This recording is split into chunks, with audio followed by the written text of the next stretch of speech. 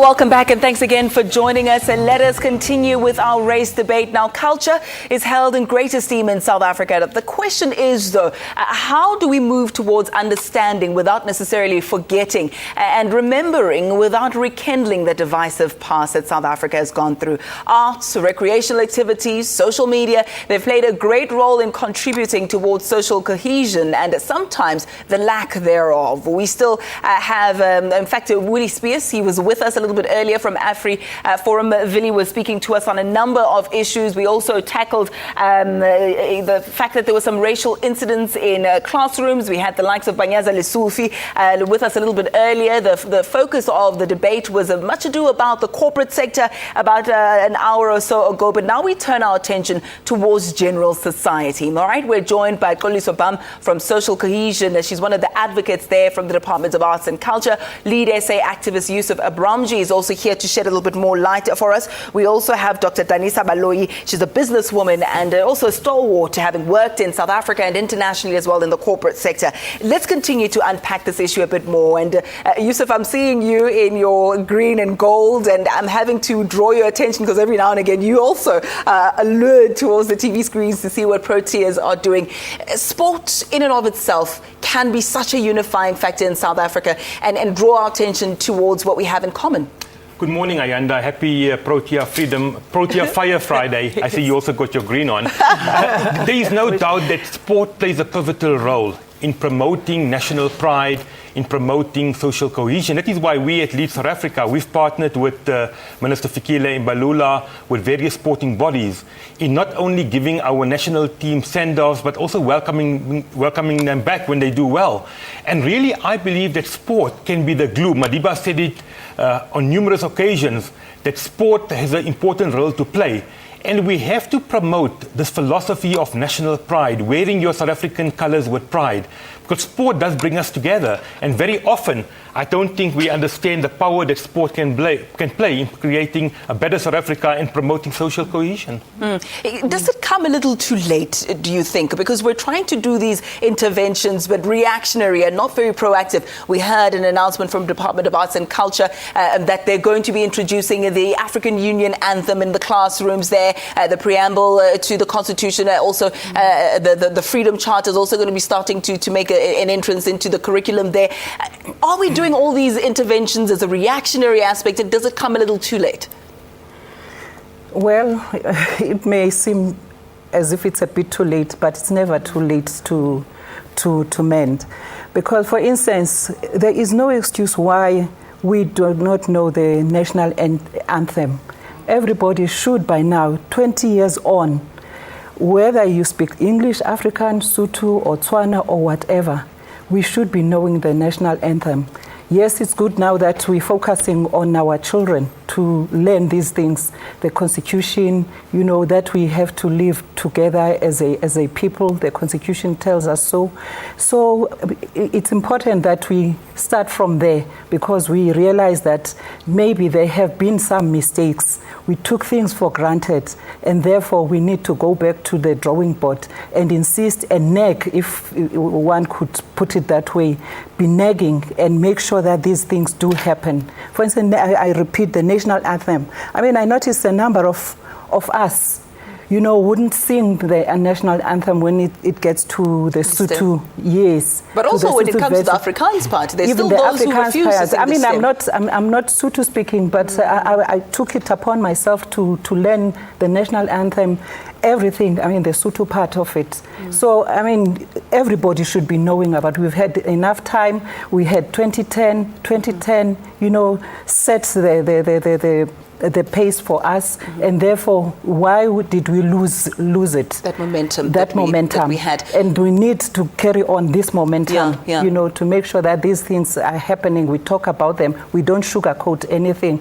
especially in the school. When these things surface, they need to be addressed. We need to deal with them there and then. We do indeed. Dr. Baloyi, you were speaking to me briefly off air, saying that although we're highlighting some of the problems, and so we should, it's not all doom and gloom, and there is progress on the ground. No, definitely. I mean, there are good corporate citizens in South Africa.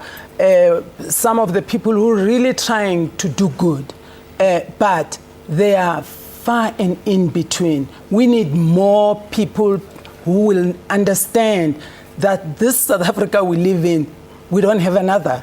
We have just this South Africa, and we need to build it.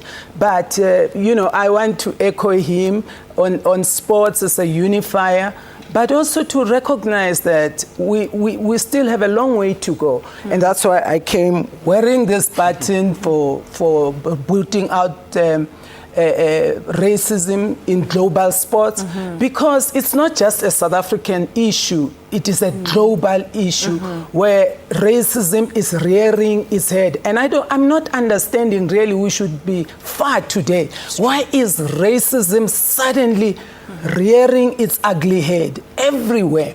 So we have a lot of work to do, because we have to protect South Africa and make sure that we root it out. It's the only South Africa we have, like you said, and we have a lot of work to do. We will continue this little contribution that we have in bringing such matters to the fore and having a platform to critically analyze ourselves, to do some introspection and also find possible solutions. We'll do that in just a moment. But speaking of sport, let's go to Valen to take a quick look at what's happening with the particular debate. It's very, very pressing, and as you've mentioned, it touches every sphere of our society, in the boardroom, in the classroom, in the sports change room, anywhere. Absolutely, you will hear issues of racial intolerance, perhaps some racial integration issues there. So it's something that we thought as Morning Live we need to hone in on and just really take a look at what's happening there, obviously with the hopes of possibly playing a small part in finding some solutions. My panelists today, Yusuf Abramji, we also have Xoliso Bam and Dr. Danisa who represent various spheres of society to tackle this particular issue.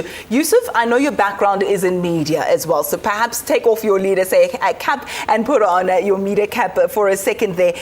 Do you think that we're quick or we're too racially sensitive as South Africans?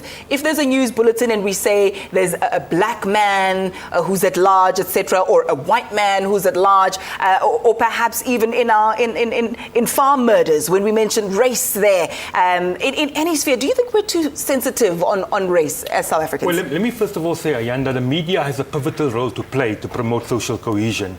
And very often we see that some of the websites, some of the comments on social media is critical. There are racial comments. The K word is very often used. And that is why we as media organizations have to make sure that those comments from the ordinary members of the community are moderated. The last thing we must ever allow is to have these platforms to be spurring on racial divisions in our country. It was said earlier, we have a lot of work to do. When it comes to crime, very often, sadly, crimes get categorized into racial terms and racial groups, which shouldn't be happening. When you go to Facebook or Twitter, you would see almost every second farm murder is saying it's a white farmer being killed, the blacks are to be blamed. And I think that is going down a very dangerous road. When it comes to mentioning a black suspect is being sold, an Indian, a colored, a white, as long as it's germane to the story and where it can help in identifying those suspects, we don't have a problem. That's the international trend. But when you say a black has committed a crime for the sake of saying that a black has committed a crime, or an Indian or a colored or a white, we have a problem. And I think we really need to come to grips that we are all South African. Yeah. I'm very often called an Indian. And yes, during the apartheid years, we were all called Indians. In our ID books, we were classified as Indian. And yet I was born in South Africa. My parents were born in South Africa, and I'm a third generation South African. I might be a South African of Indian descent. And I think we really need to get away from this race classification, which 21 years in our democracy, very sadly, is taking its toll. When you go to social media, we've had controversial statements from people like Steve Hofmeyer. We've had a number of other prominent South Africans. Zelda found herself in a mix of it recently.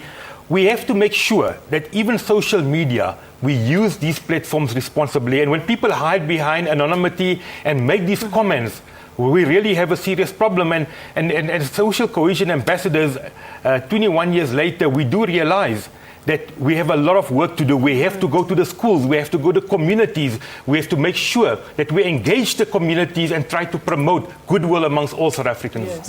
And I think context is key, is it not? Because if you look at everything in isolation, it may look as if minority groups are being targeted, they're under siege, because, you know, on Twitter they'll say a white farmer has been killed, and at the traffic lights, you know, these black people are harassing us there, trying to sell things there. And if you look at it in isolation, one might think definitely this is a racial thing, but crime affects all South Africans, black, white, Indian, colored.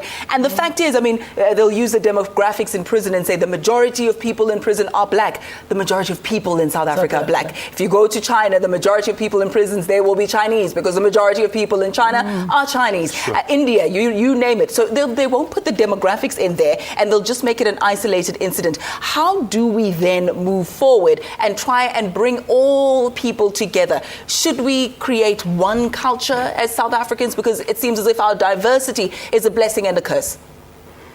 Well, I suppose it would be difficult to create one culture, because we are many races, you know, for lack of a better word.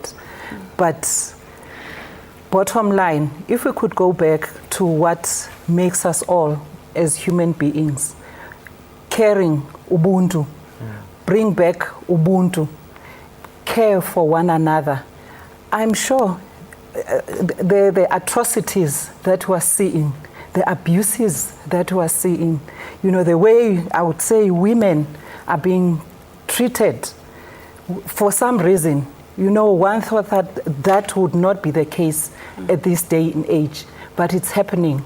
But one would ask, where is the care that we should be practicing as men and women, being protective of one another? Because that's where it all starts. It sounds as if it's simple, but it seems so difficult for many of us to practice. Whether you're poor or rich or whatever, many people have been poor, but they never committed such crimes. We have to ask ourselves why.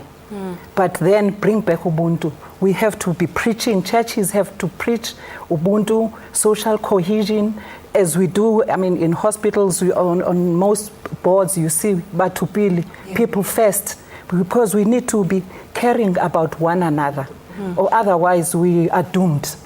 We are one in front of the God that we pray, whether you pray from the Bible or from the Quran, we are one and the same. Is there political will to change status quo? And having asked about political will, there are those in the country who will associate government corruption or shortcomings in the government in one way or another with blackness, and say the reason why we are where we are as a country, or we're not achieving A, B, and C, is because of the black administration. They'll look back at the apartheid regime with a sense of nostalgia and say, you know, under apartheid, at least the streets were clean, or we could walk, you know, in the Joburg CBD in the middle of the night. And so they will look at government and associate whatever shortcomings as a result of blackness. So I want you to look at that side of it, and also see whether or not there's political will from government to change the situation. Well, let us start with the whole issue of corruption. Corruption is bad. It shouldn't be condoned in our country, and I've heard government itself saying it should be eradicated. But also, it goes back to what you said. It is racialized.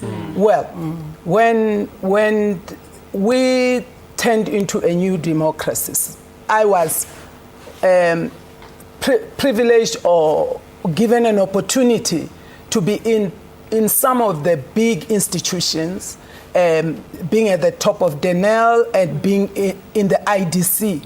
The corruption that we found there was huge.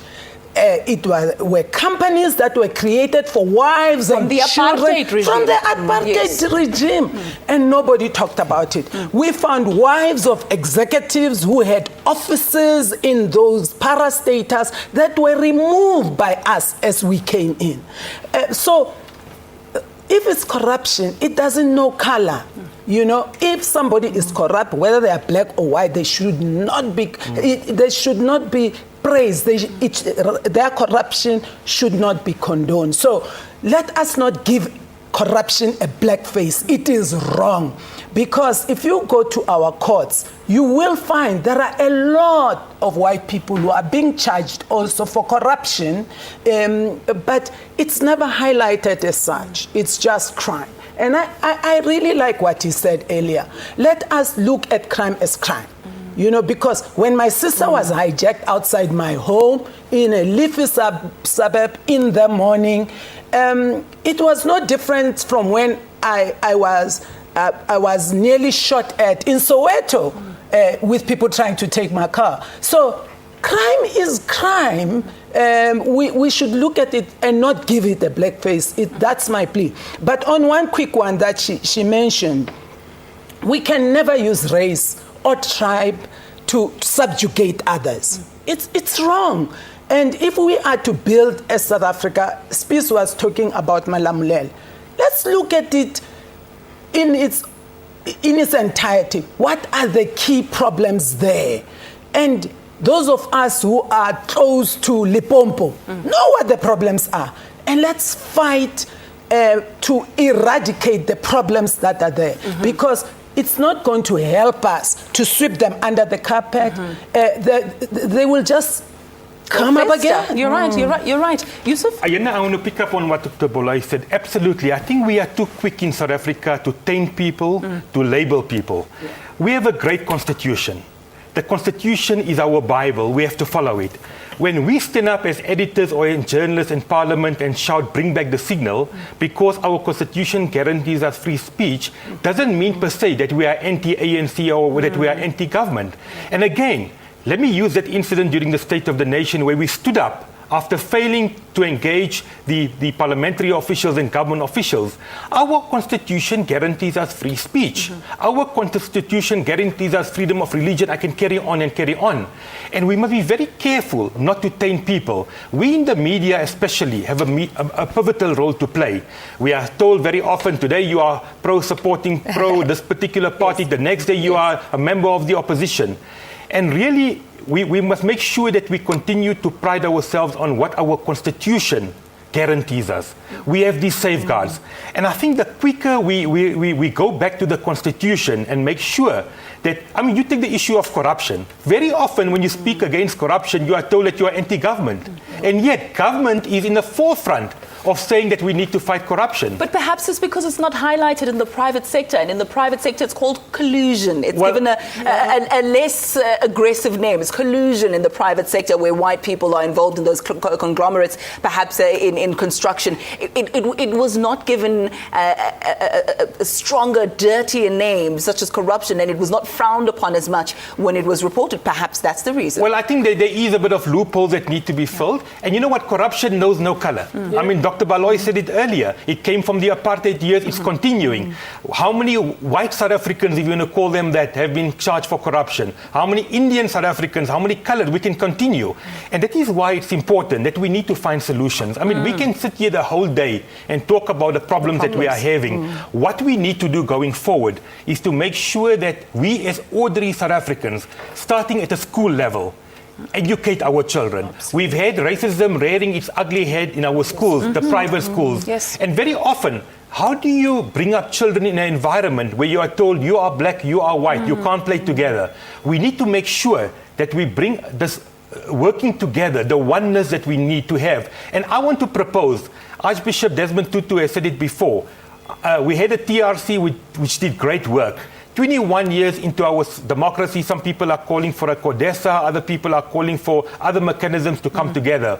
We need a forgiveness challenge. Whether you are a victim of crime, whether you are a victim of racism, we need, like Madiba taught us, is to say, let's forgive and let's move forward. We need to bring South Africans together. And I think a forgiveness challenge where we have perhaps a few weeks or a month in the year where we say, let's forgive, let's go to our so-called enemies, the people that we had problems with, and say, Let's forgive each other, shake hands, embrace each other, and take South Africa forward. If not, we're really going to go back where we were 21 plus years ago. But asking for forgiveness is also very key. It's very easy for me, if you have wronged me, Yusuf, to say, you know what, Yusuf, I forgive you. Whatever you did, let bygones be bygones. But if you are unwilling to see the error of your ways, you will continue to perpetuate it must come that. from the heart. You'll perpetuate that. And some people might say that black people have been very, quick to forgive and say, we forgive you, we forgive you. And yet their white counterparts have not sought that forgiveness and they have not seen the error of their ways. And so just speaking on solutions, so I want to know from you, is it possible to truly have a non-racial society where there's equal opportunities for all and there is social cohesion? I take a look at race relations in the US, and that's a democracy that's hundreds of years old. And you take a look at the Aborigines in Australia and how they're still having problems to date. We're a very young democracy. Is it possible for us to truly overcome these hurdles? Most certainly. I think 21 years later, we've made good progress. Let's not run away from the fact that we could have had a civil war. If Madiba didn't preach reconciliation, we wouldn't have been here today. This country could have been down in the ashes. 21 years later, yes, we have a number of challenges, government call them, we call them problems, and we have to make sure that we work together and take South Africa forward. And I think if we start at a grassroots level and really take this message to every corner of South Africa, not only as social cohesion ambassadors, but as ordinary South Africans, tackle the issues, let the community speak, we really will be able to take South Africa forward. There's a lot of hope, Ayanda. I can say this because now the e-tolls thing is gone. I was on that panel. No, it's not gone. It's gone. That's a debate for another day. From the panel. Yes. What we learned through that process was that the ordinary people of South Africa want to have their say. They want to have their say. They want to be heard, and they have solutions. They have ideas, and in whatever that we do, we must bring the people of South Africa to the forefront for them to have a say. Solutions. We need corporate South Africa to be honest with itself, because they are the biggest determining factor. And it cannot be that you will scream Patrice Motsepe's name, or I won't say the deputy president now, but it was Cyril Ramaphosa, it was this. It's like they can solve the black problems. They are not even the tip of the iceberg of the wealth of this country. And it is wrong to expect the black people who've come up to solve the solutions. We need everybody. We need corporate South Africa to start being serious about transformation, to start employing black children and carving a path for them to go up. Because if we don't up those numbers, we will continuously say South Africa cannot compete. Whereas we have young kids who graduate high school, who go to university, but once they go over the River Jordan to go to corporate South Africa, everything suddenly gets closed. We cannot have that. And so I believe corporate South Africa does have the ability to lead the way in changing this. I believe in them. I believe that they can do it. And we should be doing it. At what point do you think, as South Africans, sorry if I may just interrupt there, do we say, you know what, we've had a very tragic past. It was segregation, apartheid, and we as black people unfortunately had the wrong, the raw deal or the wrong end of the stick. But now we've cried enough, we need to forgive. And at what point do white people say, you know what, we've apologized enough, let's let bygones be bygones, the next generation is coming up, let's move on, South Africa, let's walk forward. And who gets to decide that point has come and now we need to just close the book and stop raising the issue of race and apartheid? Well, it's going to be difficult to close the book, as we have seen, because I think Madiba, amongst other things, with his reconciliation, path, we thought, he had managed to heal us. But you can see what is happening. It will be ongoing, but it is for us to say, well, like you have mentioned, racism is an international or global phenomena. It is a problem, but it is the degree, you know, at which we should be working on it on a daily basis to make sure that it's reduced from what it is now, because it's rearing its ugly ways, and naturally we cannot say we have reached or we have attained that rainbow nation. Integration is happening, but the momentum has to be increased. We have to work on integrating one another, the different races, because if we don't do that, as the other panelists have alluded to, we could be heading for even more serious problems. And therefore, it's ongoing. Like with the UN, as we know, it's a struggle. I mean, many countries who have attained this democracy but are still battling with it. So it's a battle, it's ongoing. We should not get tired. It should be an everyday thing. It should not be, these debates should not be just once off. Now that we've realized that we have serious problems, we have to be talking about them. I'm glad she's talking about the corporates, because one almost gets the feeling that it's not coming to the fore. Yes, there are some who are, but the majority, because that's where the wealth is. And we can't be sitting with a number of graduates with unemployment. I mean, even if this is our education system could be faulted, but the number of graduates who can't find jobs, goodness me, you know, it doesn't, something doesn't gel. It means something is wrong somewhere. Absolutely. We came from Bantu education, but here we're sitting here being products of Bantu education. We worked ourselves up, but I mean, some corporate companies were there to support some of these leaders that we see today. So many of the corporates should come on board and assist, because it cannot just be government. Government already, as I heard the one panelist saying, is paying a lot, you know, to blacks, especially, you know, in the public sector. But it's one part of trying to integrate, because where were these blacks before? Because they've been struggling, trying to improve themselves. And then now this government is recognizing that, you know, we need to give these lots the opportunity.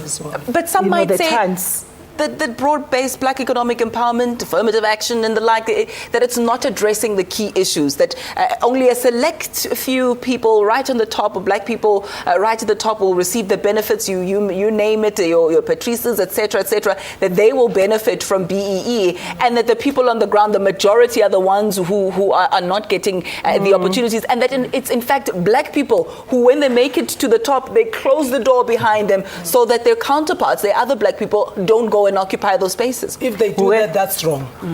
If they do that, that is very wrong. We can condone it sitting here. Yes. However, I find it also not fair to talk to an issue or a system that we are working on just 20 years, and all of a sudden we believe it can eradicate problems of 350 years. Come on. It will take us time. What I have issue with is that we are putting a cap now. It's enough already, as our children will say. Kokwani, it's enough already.